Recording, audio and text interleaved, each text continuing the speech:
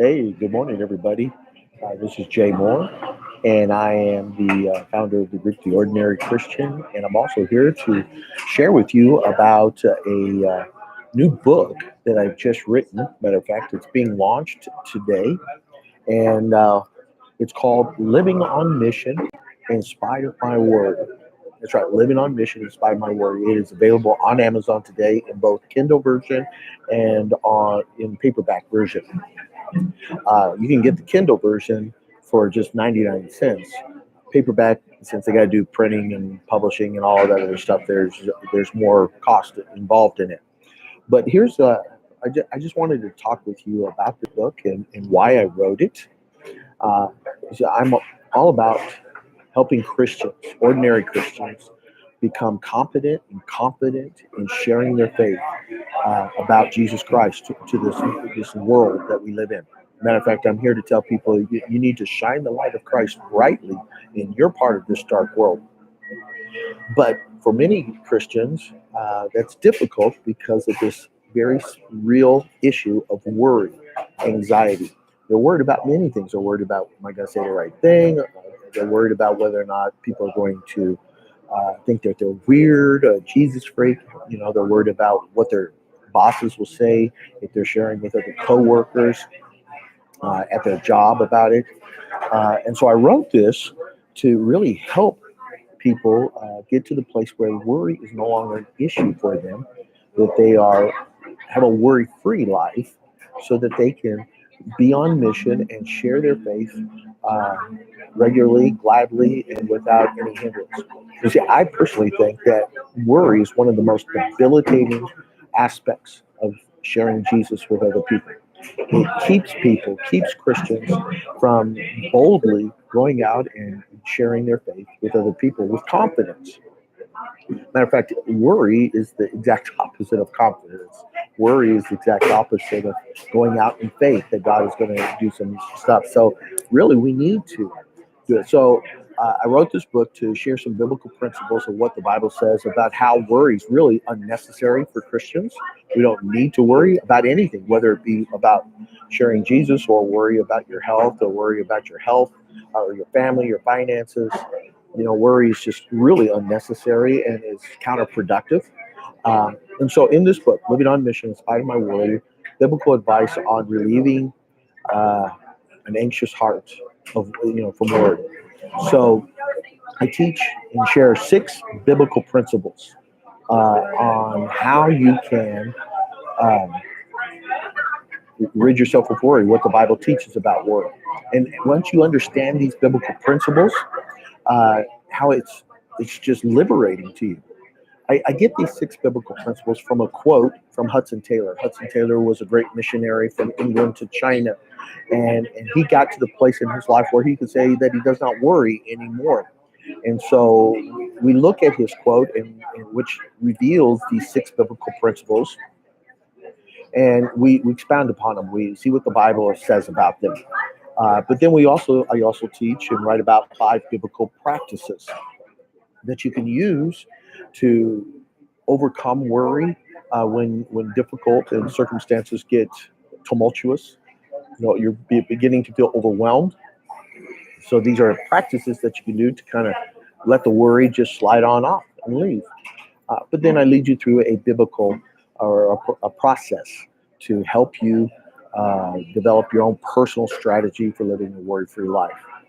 Now, I got to tell you, I, of all people, understand what worry can do in keeping a person from sharing their faith, keeping a Christian from sharing their faith. There was a time in my life, especially during my high school years, where I was not bold in my faith. I didn't really want people to know I was a Christian. I never denied Christ. I never denied being a follower, but I also didn't. I also played it down a lot. Um, and so consequently, I never really shared with people about Jesus. Very rarely, but most of the time not, because I didn't want to be seen as a Jesus freak. I was worried about being viewed as a Jesus freak. And what I really wanted to be viewed as is that popular athlete, football player. And from my perspective, those two things couldn't happen together. And so I never did. But then in my freshman year of college, as I was at California Baptist College, I'm sitting with my girlfriend and some friends, and we're having dinner, we're watching TV, playing some games. My girlfriend at that time, she's now my wife, and we've been married for nearly 40 years. Um, while we were watching television, this special newscaster broke in with a special news report and said Lauren Wagner's body has been found, making her the 10th victim of the Hillside Strangler. And then they put a picture of Lauren on the television screen, and I knew her.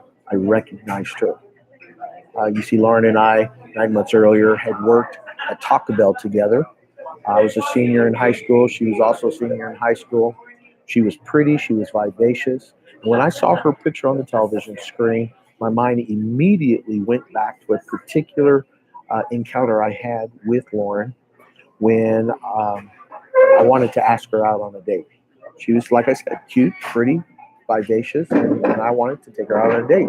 So I finally got enough nerve up, and I asked her, would you like to go out for on a date sometime? She got this little sparkle in her eye, a little glistening grin on her cheek, and she says, you want to take me out on a date? And I said, yeah, I do. And she says, sure, on one condition. And I said, condition? Well, what condition is that? She says, on the condition that you never talk to me about that Jesus. You see, Lauren had heard that I was a Christian and that my father was a Baptist preacher, and she wanted to make it very clear to me that she didn't want to hear anything about Jesus. Now, as I'm remembering this encounter, it wasn't what she told me that disturbed me so much as I'm seeing her picture on the television 9 months later. Not her words, but it was my words that I said back to her that came ringing back to me over and over and over again. Because when she said to me, don't ever talk to me about that Jesus, I looked at her and I said with all sincerity, I never was planning on telling you about him anyhow. I meant those words. And you know what? I never did. And so now I'm looking at her picture on the television and I'm hearing those words, my own words coming ringing back to me over and over again. I was never going to tell you about him anyhow. I was never going to tell you about him anyhow. And then I began to thought, did anybody tell her about Jesus? Did anybody share with her about Jesus? And I didn't know, and I didn't have any answers. And then God began to convict my heart. It was as if God was telling me, saying to me, Jay, how dare you?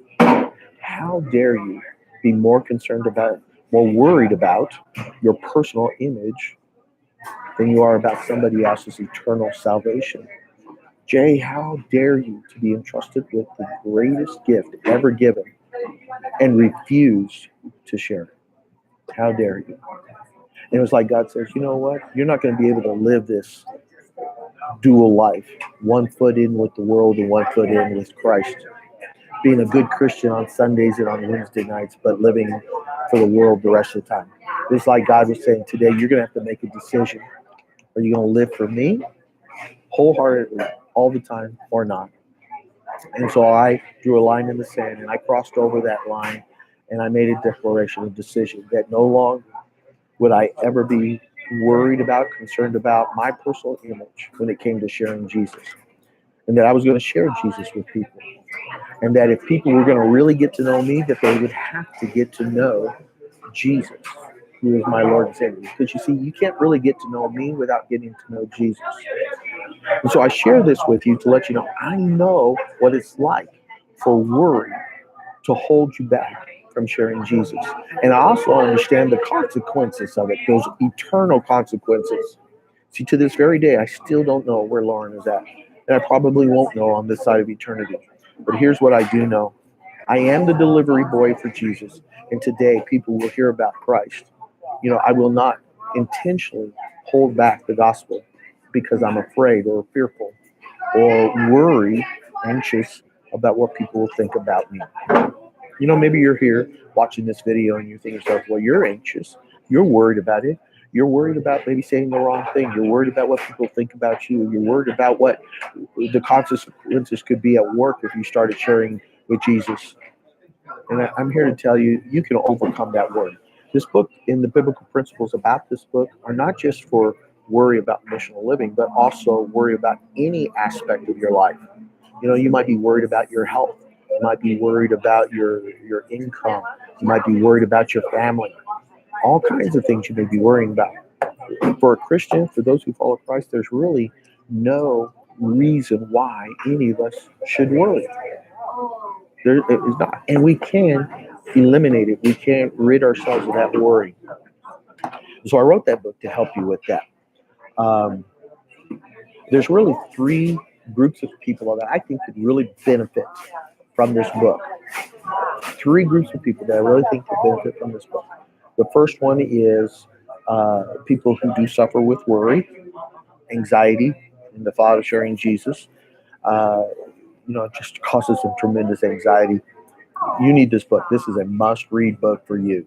Go out and get it. It's in Kindle form. It's in paperback. And not only read it and digest it, but begin to apply the principles, apply the practices, and watch yourself become more bold and filled with more contentment and peace in your life and less worry and less anxiety in your life. The second group of people in this that can benefit from this book are those who disciple other people. You're training other people to become disciple makers. You may not have worry about sharing Jesus, but the people you disciple, good possibility, many of them will. So you need to know how to work with them. You need to know how to encourage them, disciple them through the worry and into peace and contentment about sharing Christ. So get this book. The third group of people are pastors. I've been a pastor. I've pastored over 30 years. I know what it's like to have a congregation, and I also know what it's like to have a group of people, a church filled with people who are worried about sharing their faith. As a pastor, you need a resource that can help your people move past their worry. This book will help you. So, pastors, you need to get this. I wrote this book simply to encourage people, to encourage them to live that powerful missional life. I want to see them do it with boldness. I want to see them do it with competence, but also confidence. And you can't share Jesus with confidence if you're filled with worry. We need to let the worry go. So go out and get this book. Hit the link below and claim your copy of this book. It's called Living on Mission in Spite of My Worry. Or go to Amazon and just hit in the search engine Living on Mission in Spite of My Worry. And let's see what God does in your life. All right. Take care. God bless you.